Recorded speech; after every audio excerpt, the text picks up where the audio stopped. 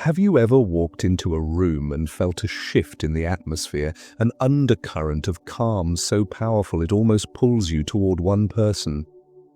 Imagine that presence distilled into an aura so magnetic, so quietly insistive that you can feel it before you see it. Today we're diving into the enigmatic world of the INFJ aura, what it looks like, how it feels, and why it captivates some while unnerving others. Firstly, the empathy echo. INFJs don't just listen, they resonate. When you speak, it's as though your emotions bounce back at you through their eyes.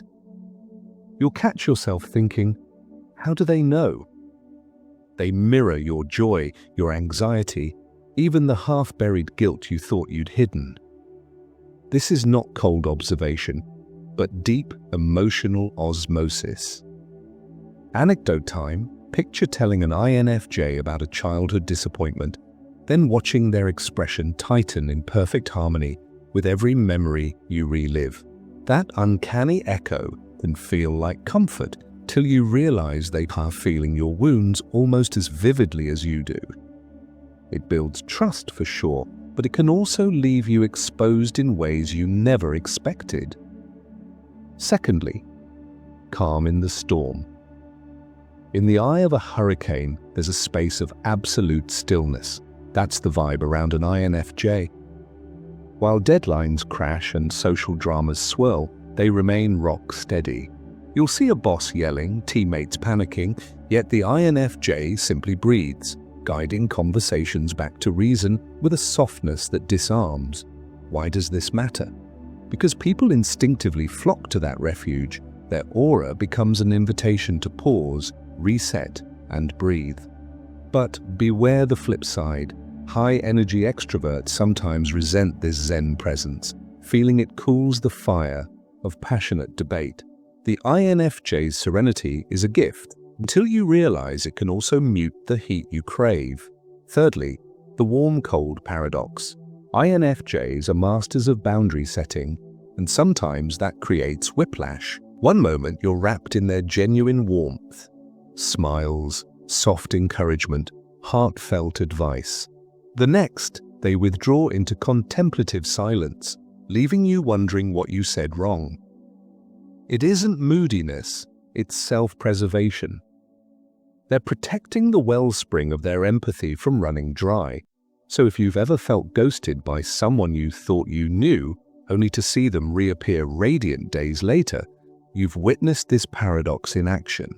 It can feel like a betrayal until you understand it as a crucial survival skill for minds that feel too much, too fast. Fourthly, intensity under the surface. INFJs don't wear their intensity on their sleeves, they simmer it deep inside. Watch their eyes, sometimes a flicker of steel beneath a gentle gaze, and listen to their words where even casual comments carry weight. It's like they're speaking with an invisible subtext that resonates beneath every syllable. You might catch a hint of passion in a simple "thank you" or sense unwavering conviction in a story about their latest personal project. That under-the-radar intensity can inspire you, making ordinary moments feel profound. But it can also intimidate, because you know this person harbors convictions so strong they could reshape the world if they chose to. Fifthly, quiet authority. When an INFJ speaks up, the room straightens. There's no need for thunderous declarations or grandstanding. Their authority comes from clarity of vision. They articulate values and insights with such precision that people stop talking and start listening. You might find yourself nodding vigorously even if you've never agreed with someone so deeply before. In team settings, that quiet command can rally others around a shared purpose. Yet for those accustomed to louder leadership, it can feel like a challenge. Who is this calm stranger telling me what matters? And that tension? Pure INFJ aura at work. Sixthly, hidden turmoil.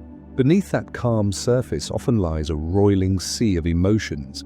INFJs carry weighty questions about meaning, justice, and the human condition, sometimes wrestling with existential doubts for hours at a stretch. That undercurrent of melancholy can tint their aura with a subtle heaviness. You might catch a glimpse of it in their wistful smile or the way they gaze at the horizon when no one is looking. It's an invitation. Do you have the emotional depth to step into their world? And if you do, you'll find an ally in their search for purpose, but you'll also inherit some of their storms. Seventhly, the draining effect. Ask yourself, have you ever left a conversation feeling both understood and utterly exhausted? That's the emotional gravity of an INFJ. Their aura draws you inward, coaxing introspection. They'll ask you the questions you've been avoiding, hold space for your unspoken thoughts, and push you to examine your core beliefs. For truth seekers, that's gold, but for those seeking light-hearted banter, it can feel like an emotional marathon. Suddenly, you're sapped of energy, craving simple chit-chat to decompress. The INFJ's gift of depth is also its drain, so proceed with awareness. Eighthly, unsettling insight. Ever had someone predict your next move? Someone who casually mentions a habit of yours you thought was invisible? That's the uncanny foresight of an INFJ. Their aura carries a radar for patterns, emotional, behavioral, sometimes even situational. They see connections you miss, land on truths you've skirted, and offer insights that cut to the chase. It's thrilling when they're right, empowering even, but it's also unsettling because it means they'd be privy to parts of you you haven't fully admitted to yourself. Brace yourself. Once you've met an INFJ in full aura mode, life looks less mysterious and more transparent than you ever expected. Ninthly, the protective shield. Despite an open-armed demeanor, INFJs maintain a boundary so subtle most people never cross it. They radiate approachability, warm smiles, reassuring nods, engaging conversation, but try to dig too deep, too soon, and you'll feel the aura shift. That protective field isn't about secrecy, it's about safety. They only grant true access to a select few who prove worthy through trust and time. For the casual acquaintance, the shield is invisible until you bump into it, and then you know to tread carefully or risk an abrupt withdrawal. Tenthly, magnet for seekers. Finally, INFJs attract kindred spirits, dreamers, healers, philosophers. Their aura resonates on a frequency that calls to other deep thinkers searching for authenticity. You'll see it at workshops, retreats, or around a campfire.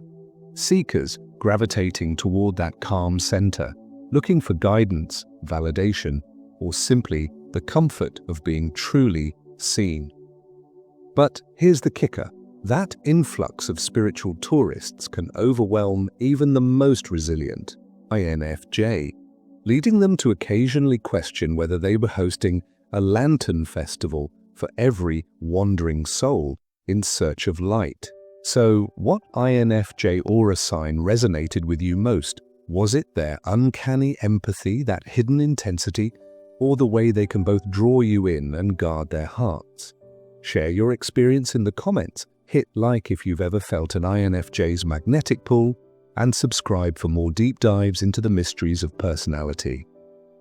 Until next time, stay curious and watch the energy around you.